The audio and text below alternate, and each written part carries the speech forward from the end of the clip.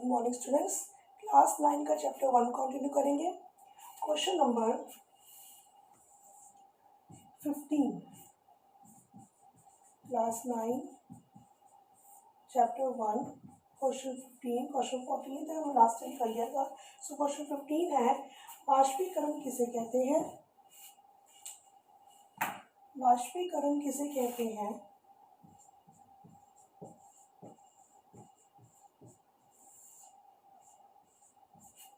वाष्पीकरण किसे कहते हैं?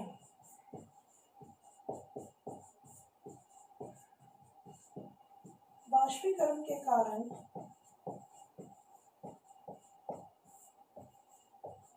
शीतलता कैसे होती है?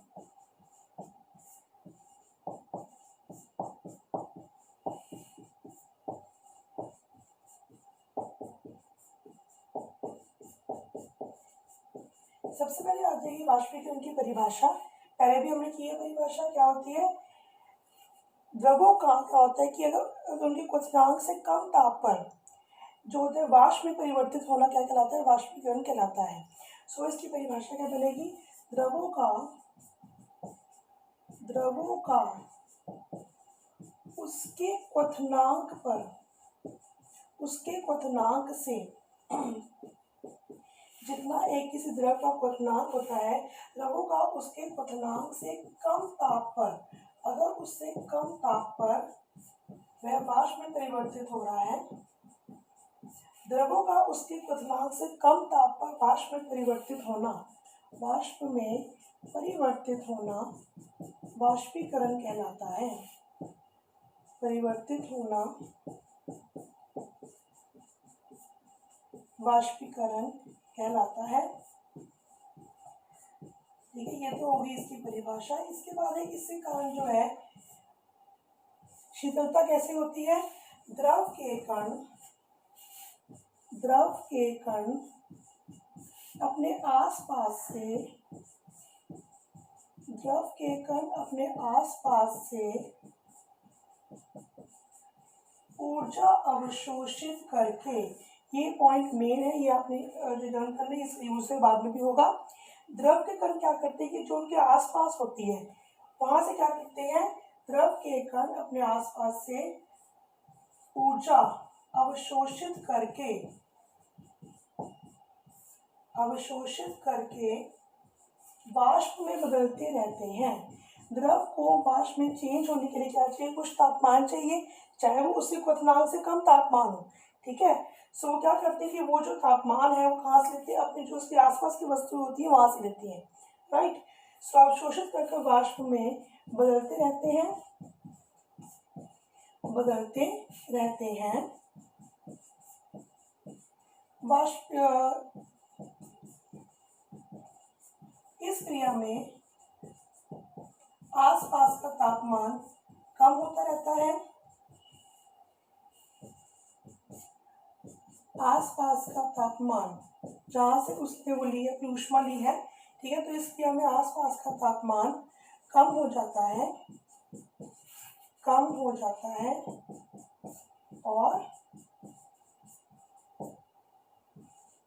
इस क्रिया से शीतलता होती है। राइट, इस क्रिया से शीतलता होती है। जहाँ पे तापमान कम होगा वहाँ क्या होगा? शीतलता हो जाएगी, शीतलता होती है। सो ये आपका है question number 15। Right, question number 16 question लिखेंगे। वाष्पीकरण को प्रभावित करने वाले कारक लिखें। इंपॉर्टेंट क्वेश्चन है ये भी। वाष्पीकरण की दर को या वाष्पीकरण को प्रभावित करने वाले कारक कौन कौन से हैं?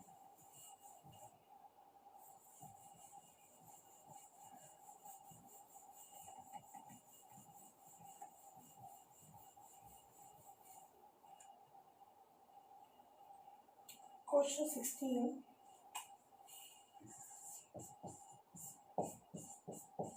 वाष्पीकरण को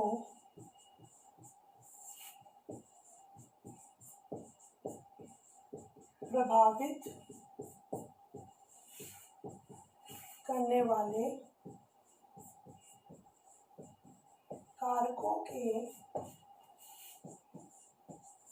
नाम लिखें। कौन कौन से कारक हैं जो वाष्पीकरण को प्रभावित करते हैं? नंबर 1 तापमान। जैसे आपको पता ही है कि अगर तापमान ज़्यादा होगा तो उससे क्या होगा, कणों की गति भी तेज होगी। कणों की गति अगर तेज होगी तो इसका मतलब क्या है कि गतिज जो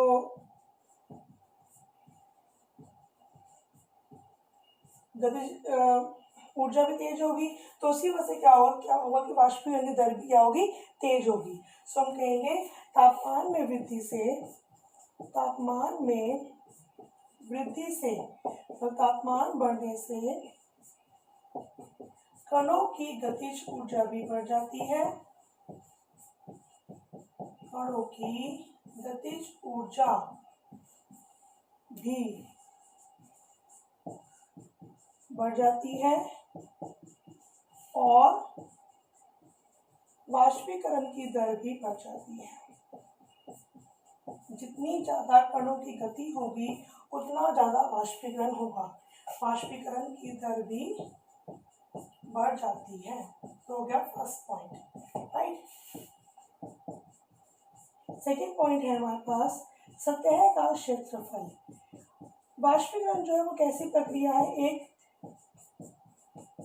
सतही प्रक्रिया है। तो इसका मतलब क्या होता है, सतही प्रक्रिया का मतलब क्या है कि जो इसमें वाष्प जो परिवर्तित होगा वो कहाँ से होगा। सपोज अगर ये द्रव है तो द्रव भी कहाँ से होगा, यहाँ से होगा, सरफेस से होगा, ठीक है। सतह वाले जो कण होंगे पहले वो वाष्प में परिवर्तित होंगे। तो क्या होता है कि यदि सतह का क्षेत्रफल बढ़ा दिया जाए, यदि सतह का क्षेत्रफल बढ़ा दिया जाए, ज़्यादा कर दिया जाए, तो वाष्पीकरण की दर भी बढ़ जाएगी, क्योंकि उसको फिर ज़्यादा मिल गए ना, कण मिल गए वाष्पीकृत होने के लिए, तो वाष्पीकरण की दर भी बढ़ जाएगी।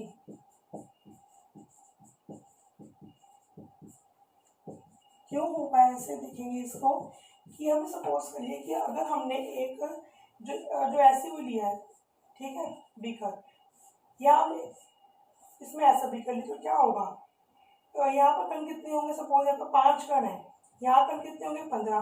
तो क्या होगा, वाष्पीकरण की जो वाष्पीकरण है वो किसमें तेज होगा, जहाँ पर कण क्या है, ज़्यादा है, ठीक है। इसका मतलब क्या है कि अगर क्षेत्रफल ज़्यादा होगा सतह का तब उससे क्या होगा, वाष्पीकरण भी ज़्यादा होगा। थर्ड पॉइंट है वायु की गति। वायु की गति अगर ज़्यादा हो जाए तो क्या होना चाहिए, वाष्पीकरण ज़्यादा हो जाता है। क्यों होता है ऐसा, क्योंकि ये क्या है कि इसमें हमें क्या पता है कि हमारे जो वातावरण है, ठीक है, उसमें क्या जल वाष्प है पहले से ही। तो हमें मान लें कि ये अगर वातावरण है तो इसके आसपास जल वाष्प है। वायु की गति अगर ज़्यादा होगी तो जल वाष्प यहाँ से क्या हो जाएंगे, चले जाएंगे वायु गति से। तो यहाँ जो ये जल है, ठीक है, जिसको वाष्प में आने की जगह मिल जाएगी, तो हम क्या कहेंगे, यदि वायु की गति तेज हो जाएगी, यदि वायु की गति तेज होती है, यदि वायु की गति तेज होती है तो उसके ऊपर के जल वाष्प, जो भी हमारे पास वो द्रव है, ठीक है, वस्तु है, तो उसके ऊपर के जल वाष्प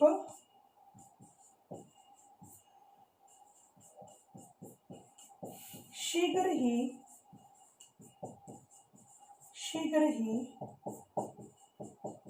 उड़ जाते हैं और द्रव वाष्प में परिवर्तित हो जाता है। मीन्स कि द्रव को जो है जगह मिल गई, ठीक है, और द्रव वाष्प में शीघ्र परिवर्तित हो जाता है। वायु गति अगर कम होगी तो शीघ्र परिवर्तित नहीं होगा, शीघ्र परिवर्तित हो जाता है। लास्ट पॉइंट है कि अगर वायु में नमी होगी, ठीक है, नमी की मात्रा होगी तो उससे क्या होगा कि अगर वायु में नमी होगी इसका मतलब वायु में जल वाष्प है। तो अगर वायु में पहले से ही जल वाष्प है तो उसको जल वाष्प की जगह ही नहीं मिल रही ऊपर, ठीक है, जाने के लिए, तो उससे क्या होगा, वाष्पीकरण की दर कम हो जाएगी, घट जाएगी। सो फोर्थ पॉइंट हम बनाएंगे नमी, या इसे हम कहते हैं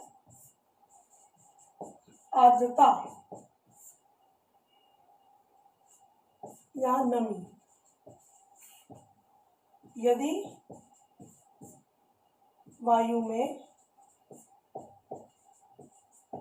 नमी ज्यादा होगी, नमी का मतलब क्या है कि वायु में पहले से ही जल वाष्प है, ठीक है। तो अगर वायु में पहले से ही जल वाष्प हो गए तो क्या होगा, वाष्पीकरण की दर जो है वो कम हो जाएगी, घट जाएगी।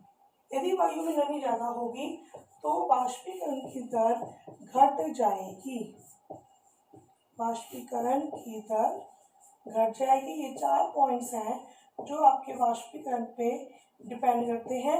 नंबर 1 तापमान, नंबर 2 सतह का क्षेत्रफल, नंबर 3 वायु की गति और नंबर 4 नमी। Next question, question number 17। Question 17 बनाएंगे वाष्पीकरण और क्वथन में अंतर लिखिए, दोनों में क्या अंतर है। क्वथन क्या होता है, क्वथन वो होता है जो किसी भी द्रव को क्या कर रहा है, वाष्प में परिवर्तित कर रहा है, लेकिन क्वथन में तापमान जो निश्चित होता है। क्वथन में तापमान कौन सा होता है, उसका क्वथनांक होता है। जबकि इसमें वाष्पीकरण में क्या होता है कि इसमें कोई तापमान निश्चित नहीं होता, किसी भी तापमान पे ये हो सकता है, ठीक है। मेन ये डिफरेंस है। आगे देखते हैं क्वेश्चन नंबर 17 बनाएंगे वाष्पीकरण और क्वथन में। क्वेश्चन 17 वाष्पीकरण और क्वथन में अंतर लिखें।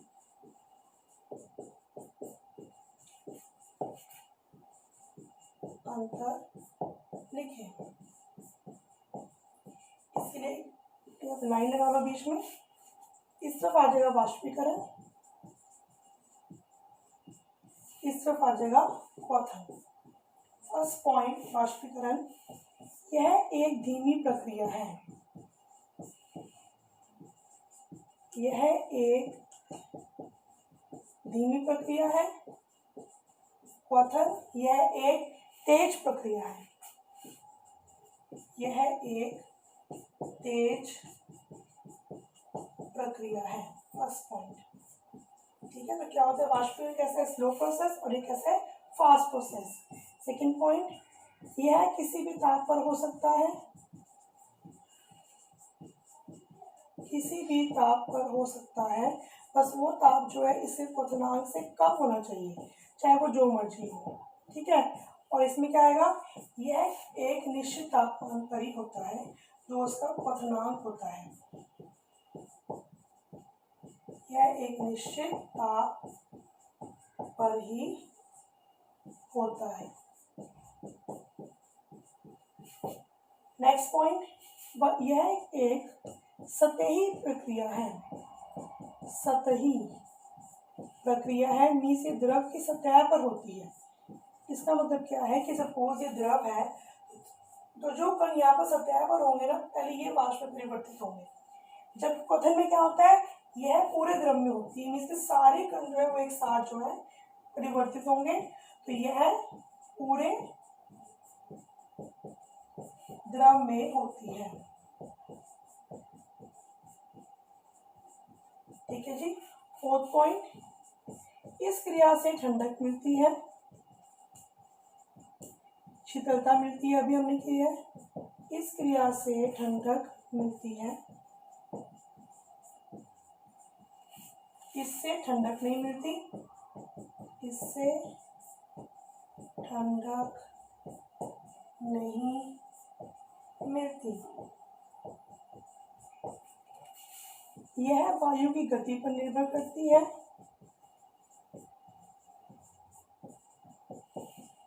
यह वायु की गति पर निर्भर करती है, यह वायु की गति पर निर्भर नहीं करती,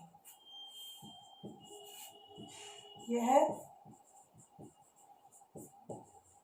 वायु की गति पर निर्भर नहीं करती। ठीक है, फिर इसके बाद आएगा 6वां पॉइंट, इसमें बुलबुले नहीं उठते, इसमें बुलबुले नहीं उठते। और इसमें क्या हो जाएगा, इसमें बुलबुले उठते हैं, इसमें बुलबुले उठते हैं। 2 पॉइंट्स और है इसके। 7वां पॉइंट वाष्पीकरण का, इसमें ध्वनि उत्पन्न नहीं होती। क्वेश्चन में क्या आ जाएगा, इसमें ध्वनि उत्पन्न होती है। ठीक है, और फिर एक पॉइंट आएगा कि इसमें जल वाष्प दिखाई नहीं देते, और जबकि इसमें क्या होता है, जल वाष्प दिखाई देते हैं। इसमें ध्वनि उत्पन्न नहीं होती।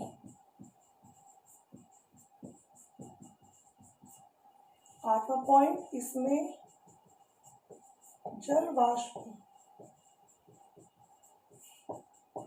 दिखाई नहीं देते। ठीक है, और इसमें क्या आ जाएगा, इसमें ध्वनि भी उत्पन्न होती है और इसमें जल वाष्प दिखाई देते हैं। इसमें ध्वनि उत्पन्न होती है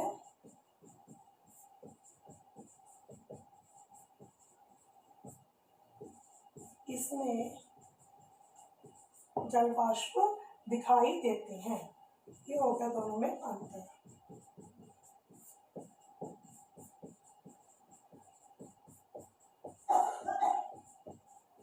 राइट, सो आपके क्वेश्चन नंबर 15 to 17 कवर हो गए। Thank you.